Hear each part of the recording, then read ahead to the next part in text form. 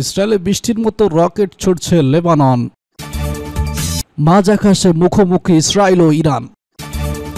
নাসরুল্লাহকে হত্যার পর ইসরায়েল আরও বেশি অনিরাপদ হয়ে পড়েছে।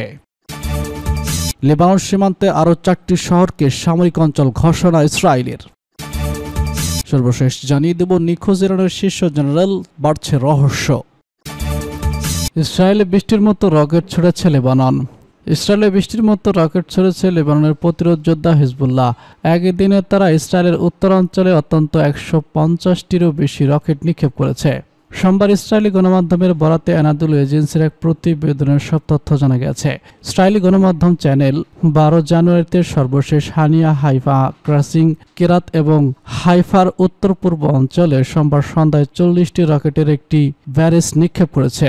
প্রতিবেদনে বলা হয়েছে, এরই মধ্যে একটি রকেট আক্রির কাছাকাছি এলাকায় স্টিল উৎপাদন কেন্দ্রের কাছাকাছি এসে পড়েছে, তবে এতে কোনো হতাহতের ঘটনা ঘটেনি।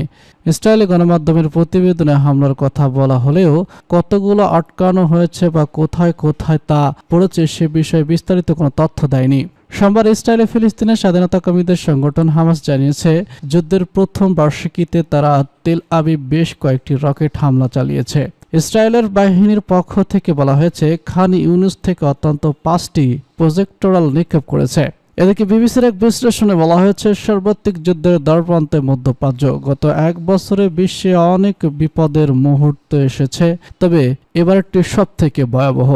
গত 7 দিনের মধ্যে লেবাননের সশস্ত্র গোষ্ঠী হিজবুল্লাহর নেতা হাসান নাসরুল্লাহ নিহত হয়েছেন। লেবাননে স্থল হামলা শুরু করেছে ইসরায়েল। ইরান প্রায় 200 ক্ষেপণাস্ত্র হামলা করেছে ইসরায়েলে। তেহরানে পাল্টা হামলা চালানোর ঘোষণা দিয়েছে তেল আবিব। যুক্তরাষ্ট্রের নেতৃত্বাধীন পশ্চিমা আঞ্চলিক শক্তিগুলো উত্তেজনা কমানোর জন্য চাপ দিচ্ছে। জাতিসংঘের নিরাপত্তা পরিষদ দ্রুত সংঘাত বন্ধের আহ্বান জানিয়েছে। শিল্পোন্নত দেশগুলোর জোট G7 পক্ষ থেকে সব পক্ষকে ধৈর্য ধরতে বলা হয়েছে, কিন্তু এখনো পর্যন্ত সব চেষ্টা ব্যর্থ। আগে যে কোনো সময়ের চেয়ে মধ্যপ্রাচ্যের সার্বত্রিক যুদ্ধের দ্বারপ্রান্তে চলে এসেছে। গত 1 সপ্তাহে ঘটে যাওয়ার সব ঘটনার কারণে মূলত এই পরিস্থিতি সৃষ্টি হয়েছে। হিজবুল্লাহর প্রধান হাসান নাসরুল্লাহকে হত্যায় লেবাননের বৈরুতে গত 27শে সেপ্টেম্বর সন্ধ্যায় ইসরায়েল বোমা হামলা চালায়। সেখানে ব্যাপক বিস্ফোরণের ঘটনা ঘটেছে। অনেক আবাসিক ভবন ধসে পড়ে মাটিতে বড় গর্ত সৃষ্টি হয়। আকাশ ধুলাবালি ও ধোঁয়ায় ভরে ওঠে। পুরো লেবানন থেকে এই দৃশ্য দেখা যায়। এই হামলা হয় মাটির নিচে থাকা হিজবুল্লাহর বাংকার লক্ষ্য করে।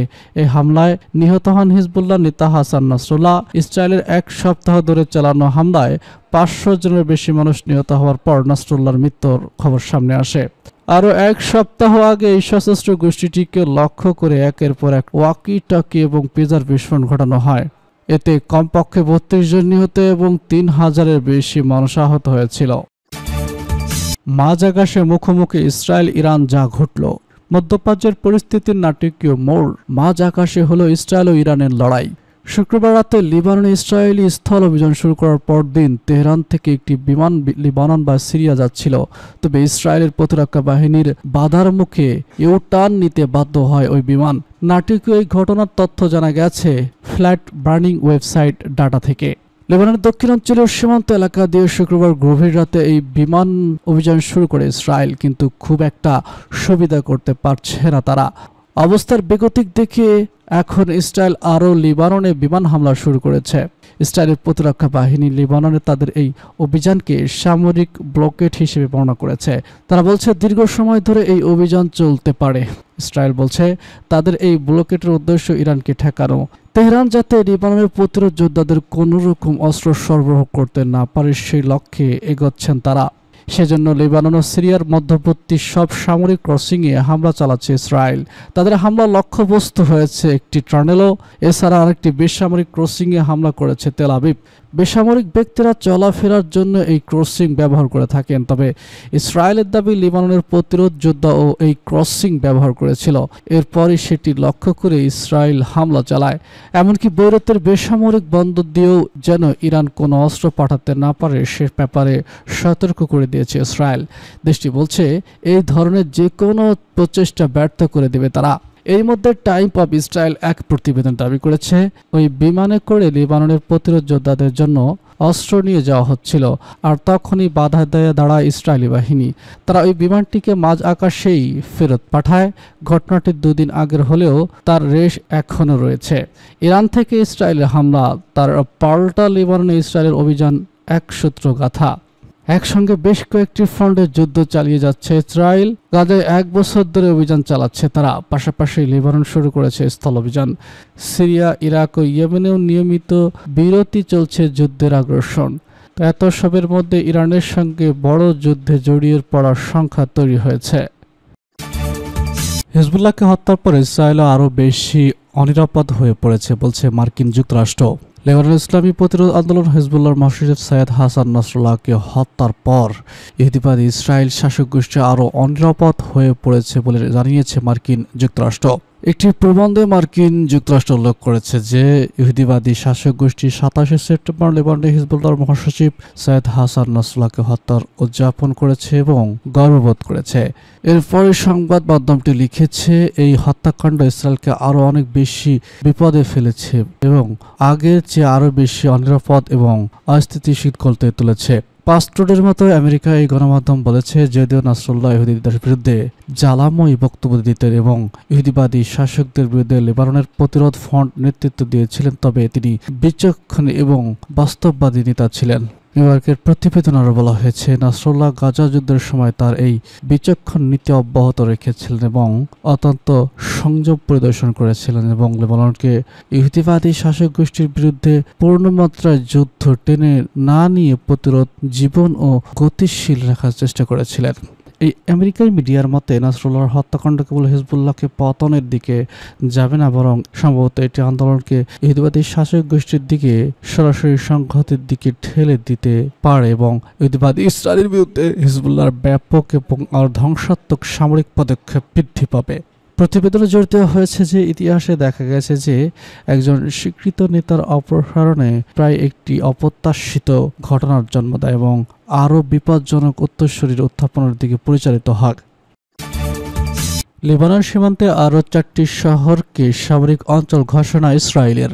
লেবানন সীমান্ত এলাকার কাছে 4টি শহরকে বদ্ধ সামরিক অঞ্চল ঘোষণা করেছে ইসরায়েলের সামরিক বাহিনী। যে ঘোষণা এসব এলাকায় স্থল অভিযান চালানোর সম্ভাব্য ইঙ্গিত দিয়েছে। এক বিবৃতিতে ইসরায়েলের সামরিক বাহিনী বলেছে, রুশ, আনিহা, ক্রেমিং এবং হানিতা ও আল আরামশে এলাকায় পরিস্থিতিগত মূল্যায়নের পর এই পদক্ষেপ নেওয়া হয়েছে। স্থানীয় সময় সোমবার রাত 10টা থেকে এসব এলাকায় প্রবেশ নিষিদ্ধ থাকবে।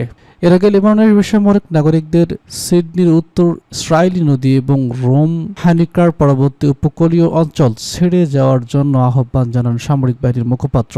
এরপর থেকে এই ঘোষণা এলো।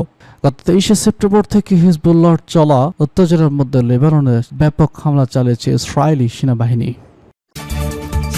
নিখোঁজ ইরানের শীর্ষ জেনারেল, বাড়ছে রহস্য। ইরানের ইসলামী বিপ্লবী গার্ড বাহিনী কুদস ফোর্সের কমান্ডার ব্রিগেডিয়ার জেনারেল ইসমাইল কানি রহস্যজনকভাবে উধাও হয়ে গিয়েছেন। গত কয়েকদিন ধরেই তার খোঁজ পাওয়া যাচ্ছে না। নিউ ইয়র্ক টাইমসের বরাত দিয়ে খবর প্রকাশ করেছে বিবিসি।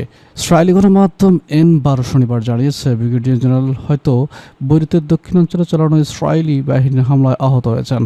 লেবাননের প্রতিরোধ যোদ্ধাদের সম্ভাব্য প্রধান কাসেম সাফিউদ্দিনকে লক্ষ্য করে এই হামলা চালানো হয়েছিল। এরপর থেকে আর খোঁজ পাওয়া যাচ্ছে না কানির। ইরানের কর্মকর্তারাও জানেন না কুদস ফোর্সের প্রধান কোথায় আছেন। প্রতিরোধ যোদ্ধাদের প্রধান হাসান নাসরুল্লাহ ইসরায়েলি হামলায় নিহত হওয়ার 2 দিন পর তেহরানের গ্রুপটির অফিসে দেখা গিয়েছিল ইসরায়েলি কানিকে। তবে শুক্রবার নাসরুল্লাহর স্মরণে ইরান যে আয়োজন করেছিল তাতে দেখা যায়নি এই সামরিক কর্মকর্তাকে।